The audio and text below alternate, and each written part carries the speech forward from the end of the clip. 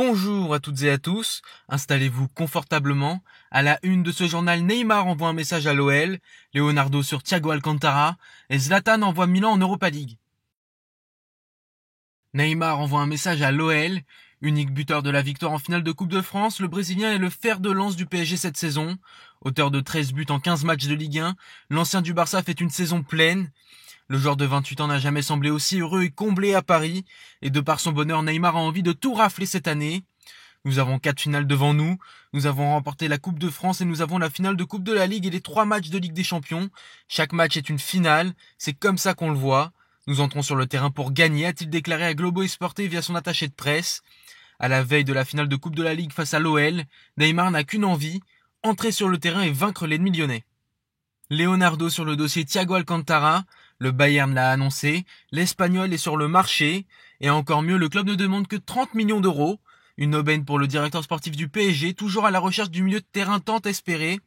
Leonardo n'a pas perdu de temps et a directement envoyé une offre sur le bureau des dirigeants bavarois. Selon Sport Bild, elle s'élève à 32 millions d'euros, mais le club de la capitale a de la concurrence sur le dossier. Le FC Barcelone aimerait faire revenir son joueur formé à la Masia, et Liverpool est aussi intéressé. En même temps, un tel joueur à ce prix, c'est cadeau. Vers une entente entre Ajroudi et McCourt. Depuis le début, le propriétaire américain l'a répété en boucle, le club n'est pas à vendre, Jacques-Henri Hérault s'en est aussi mêlé, et Mourad Boudjelal est prêt à se retirer du projet pour ne pas nuire à l'OM. Ainsi, Mohamed Ajroudi se retrouve un peu seul contre tous, et voyant que la bataille semble perdue, l'homme d'affaires franco-tunisien tenterait une autre approche auprès de Frank McCourt. À défaut de racheter le club phocéen, il pourrait entrer au capital, c'est du moins ce que pense Stéphane Cohen, cofondateur de la banque d'affaires Wingate.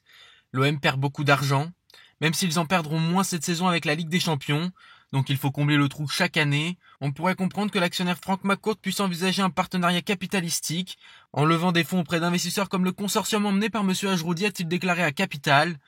Une affaire encore loin d'être conclue. Rony Lopez fait son retour en Ligue 1. Après avoir quitté Monaco pour le FC Séville l'été dernier, le Portugais débarque à Nice. Le club andalou a prêté pendant 1 an son ailier de 24 ans au gym. Le joueur n'a jamais vraiment trouvé sa place à Séville, alors qu'il était étincelant avec Monaco. Le club de la Principauté l'avait d'ailleurs vendu pour 25 millions d'euros. Rony Lopez a été charmé par le projet de Patrick Vieira, qui veut monter une équipe solide pour atteindre le haut de la Ligue 1, et surtout pour aller le plus loin possible en Europa League, puisqu'ils sont qualifiés suite à la victoire du PSG sur Saint-Etienne en Coupe de France. Et pour le moment, Nice est efficace sur le mercato. Et on termine ce journal par le Milan AC qui va retrouver l'Europe, et c'est en partie grâce à Zlatan Ibrahimovic. Hier, le club milanais s'est imposé sur le score de 4-1 sur la pelouse de la Sampdoria. Auteur d'un doublé et d'une passe décisive, le géant suédois a largement contribué à la victoire de son équipe. Et avec son doublé, Zlatan devient le seul joueur de l'histoire à avoir marqué au moins 50 buts avec les 2 clubs de Milan. Et sur l'ensemble de son passage en Italie, il a largement contribué à la remontée spectaculaire de son équipe. Auteur de 10 buts en seulement une moitié de saison, il a fait grimper Milan vers le haut du tableau, alors qu'ils étaient presque relégables en novembre, le tout à 39 ans. Cet épisode est désormais du passé puisqu'étant 6e de Serie A, les Rossoneri valident leur ticket pour l'Europa League, et les détracteurs de l'ancien du PSG ne peuvent qu'admettre que le Z est encore là. C'est tout pour aujourd'hui, je vous donne rendez-vous demain pour votre nouveau journal. À bientôt sur Foot 01.